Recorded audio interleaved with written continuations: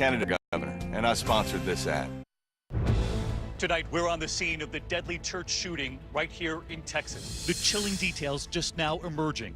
Authorities reviewing video from inside the church, saying the gunman, quote, came there to kill everybody in that building, period. 26 people dead. The victims from just 18 months old to 77 years old. 8 members of one family among the dead. Authorities revealing the gunman had several weapons, including an assault rifle. The FBI tonight with a possible motive, threatening text messages to a family member, the phone call to his father while trying to escape, and his discharge from the military, his violent past. Also tonight, the heroes who jumped in to help. Our interview with Johnny Langendorf, who was driving the pickup truck, chasing the suspect down the road. Tonight, the FBI has just given him his phone back, and he shows us the video of that final encounter with the suspect. President Trump tonight weighing in from overseas, calling the killer, quote, deranged, and insisting this isn't a guns situation. Also tonight, Senator Rand Paul attacked outside his home. His injuries now more serious than first reported. And the damaging storms hitting a significant part of this country. A confirmed EF2 on the ground for more than an hour. Ginger Z with the big change coming to the east. This is ABC World News Tonight with David Muir, reporting tonight from Sutherland Springs, Texas. Good evening tonight from Sutherland Springs, the scene of unspeakable horror here, this time at a church. Worshippers gunned down during Sunday services. It is the deadliest mass shooting in Texas history, and it comes just 35 days after Las Vegas. And if you look behind me tonight, you can see the massive presence. Federal authorities, the FBI, local authorities, all here on the scene. This is the back side of the church. The front tonight, they have cordoned off. This evening, the FBI truck stands in front of the First Baptist Church, where, of course, 26 lives were lost in a hail of bullets. The youngest, just a year and a half old, about half of the victims were children. The pastor and his wife here losing their own 14-year-old daughter. The shooter speeding away, Good Samaritans chasing him, ending in this field. It's believed the gunman shot himself. This is now the deadliest attack on a church in U.S. history. In fact, 3 of the deadliest mass shootings in this country, Orlando, Las Vegas, and now here in Texas, all happening in just the last year and a half. Tonight, you will hear from the heroes, the man who took on the suspect in that parking lot. You'll also hear my interview with the driver who chased the suspect until his end. But we begin here with ABC's Matt Gutman, also here in Texas. Tonight, squads of FBI agents combing the scene as the pin-dot-sized town of Sutherland Springs, Texas, shuddering under the loss in the deadliest mass shooting in Texas history. One thing everybody wants to know is why did this happen? Shortly after 11 a.m. Sunday morning, Devin Kelly, armed with a military-style rifle and 2 handguns, parked at this gas station and crossed the street to the First Baptist Church. At 11:20 a.m., death barged into the church service. Kelly murdering his way to the front of the shoebox-sized church, seen here in video of past services with those tightly packed pews. Stand up for Jesus. And then shooting his way back out. There was dozens of rounds. Which means he must have had time to reload. Oh, yeah. Almost no one was spared. Police were on their way, but neighbors were already there. A local resident grabbed his rifle and engaged that suspect. That citizen, Stephen Williford, hitting Kelly. Williford then got more help from another citizen, Johnny Langendorf. He said chase him, and so that's what I did. I just chased him. Jolting down a country road at over 90 miles an hour, during which police say the shooter called his father. The suspect used his cell phone to notify his father that he had been shot and didn't think he was going to make it. He then lost control, crashed into a ditch where police believe he shot himself. Helicopters in route. 3 EMS on scene, correct? He left behind a slaughterhouse. You can see first responders working on the wounded, and under that yellow tarp, there's a dead body right there. Neighbor David Casillas was there minutes later, weeping as he filmed. I've seen family members coming out of the church, you know what I mean, with blood on their arms, you know what I mean, and on their clothes, and they couldn't even talk, you know what I mean. They couldn't say nothing. The victims ranging from just 18 months to 77 years old. When you see babies, young children, I mean, that gets to you. Police say up to 14 children in all, including Pastor Frank Pomeroy's 14-year-old daughter, Annabelle. We lost more than Belle yesterday. And one thing that gives me a sliver of encouragement is the fact that Belle was surrounded yesterday by her church family that she loved fiercely. Among them, members of a now decimated church youth group. 5 of them are gone. Yeah, I know. It's heartbreaking. That church is my family. And there's so many that are gone. It hurts so much. Matt Gupman with us live here tonight in Texas. And Matt, with 26 people killed here, that's really a substantial portion of this entire town. That's right, David. That's the equivalent of 10% of the entire town's population killed or wounded in that church behind me. And tonight I spoke to a pastor who said that before they can even begin grieving, first they have to bury the dead. And because there are several families facing multiple funerals, the community is coming together to help them pay for it. David. Matt Gupman leading us off tonight. And Matt, as you know, the death toll might have been even higher here had there not been that neighbor who tried to take down the shooter in the parking lot in front of the church. That neighbor is Stephen Williford. He heard the gunfire in the church from his own home, and tonight, his very emotional account of why he was moved to act. All I want to stress today is the people at that church. They're friends of mine, their family. And every time I heard a shot, I knew that that probably represented a life. I was scared to death. I was. I was scared for me, and I was scared for every one of them, and I was scared for my own family that just lived less than a block away. I'm no hero. I am not. I think my God, my Lord, protected me and gave me the skills to do what needed to be done. And I just wish I could have gotten there faster, but I didn't know.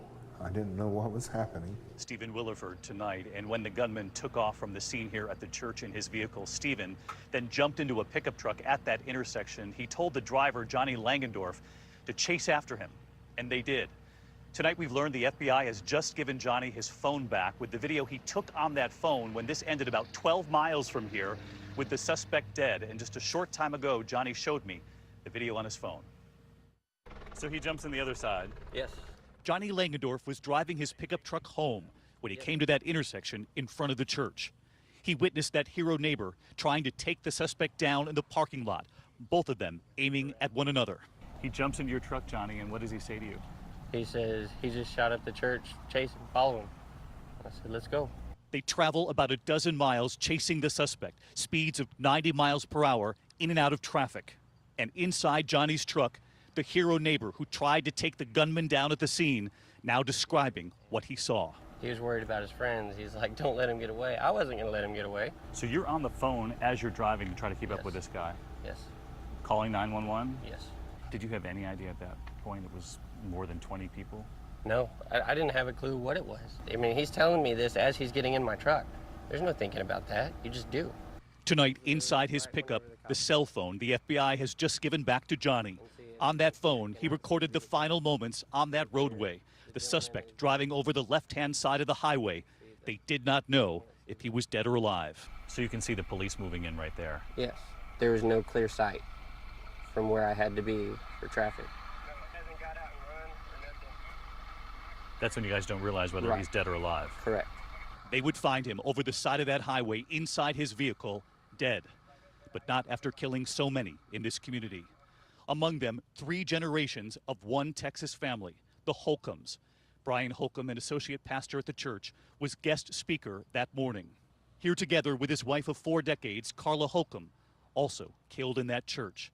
Brian and Carla's son, John, right there on the right, survived the shooting. But Crystal Holcomb, who was 8 months pregnant, did not. 3 of their 5 children were killed, along with their unborn child. In all, 8 members of the same family. And tonight, so many still fighting for their lives here. 5-year-old Rylan Ward rushed to a San Antonio hospital in the moments after the carnage. His aunt setting up this GoFundMe page. Rylan was shot multiple times. His stepmother and 2 sisters did not survive. And tonight, the other heroes here, the volunteer firefighters, the EMTs, and the ER doctors at Conley Memorial. They received 8 of the victims in this ER. Some of these victims had multiple gunshot wounds. That's correct. Abdomen, extremities. That's correct. Here in this community tonight, everyone knows about half of the victims were children. There's been a lot of talk about how many of the victims were children. Yes. And you saw some of that yourself. Yes, we did. That's not easy for this team. It's not easy, and I'm sure some of the team members will have difficulty in the long term, and there's been pastors and other counseling folks to help out with those members. But it's always difficult when you're dealing with children in these situations. But they did fantastic. They really did. The team really held together well, and I was impressed. And you heard me mention that 5-year-old a moment ago. Well, back in that San Antonio hospital tonight, 5-year-old Ryland's family now tells us he is in stable condition. And of course, we're all thinking about that little 5-year-old tonight. We turn next, though, to the gunman and the questions at this hour. Why was he allowed to obtain that arsenal? The image of a troubled young man now emerging this evening, discharged from the Air Force after a domestic assault conviction, and recently posting this photo of a semi-automatic rifle on his Facebook page. Here's ABC senior justice correspondent Pierre Thomas tonight. Tonight, law enforcement officials have now viewed the video of the massacre. And one of them tells ABC News there's little doubt the gunman came to the church to kill everyone in that building, period, and called him a horrible monster. That stark assessment, as police today said the genesis of the killing spree was rooted in a domestic dispute. The suspect apparently hunting his mother-in-law. The suspect's mother-in-law attended this church. We know that she had received threatening texts from him. Authorities say Kelly showed up with a bulletproof vest and a mask with a skull pictured on it. And the evidence is mounting that for Devin Kelly, violence had been a family affair. He was discharged from the Air Force in 2014 after serving a 1-year sentence for assaulting his first wife and his infant stepson. Military records show he hit the child in the head with enough force to produce death or grievous bodily harm. In theory, the domestic abuse charges should bar someone from buying guns. They would be prohibited from possessing or purchasing firearms. And tonight, the U.S. Air Force admitting they failed to pass along the information that would have prevented Kelly from obtaining the murder weapon. So let's drill down on that, Pierre. Pierre's with us live tonight. More on that late word from the military that they didn't forward information about his military crimes that would have prevented him from obtaining his weapons. A law enforcement source saying it was an administrative error, Pierre? Yes, David, the Air Force failed to pass along the information to the FBI. Bottom line, the sale of that murder weapon should have been blocked, David. Pierre Thomas with us tonight. Pierre, thank you. President Trump sending his condolences to the victims of the church shooting here in Texas from Tokyo tonight. The first stop on his 13-day tour of Asia, saying it is not a guns situation, but a mental health problem at the highest level. And tonight, a move by President Trump just weeks after his inauguration is now taking on new scrutiny. He signed a measure making it easier for some people with mental illness to buy a gun. Here's ABC senior White House correspondent Cecilia Vega traveling with the president. The deadliest mass shooting at an American church overshadowing President Trump's first trip to Asia. Who would ever think a thing like this could happen? At a joint press conference with Japan's prime minister, the president was asked which policies he would support to prevent mass shootings. His response? Mental health is your problem here. This was a very, based on preliminary reports, very deranged individual.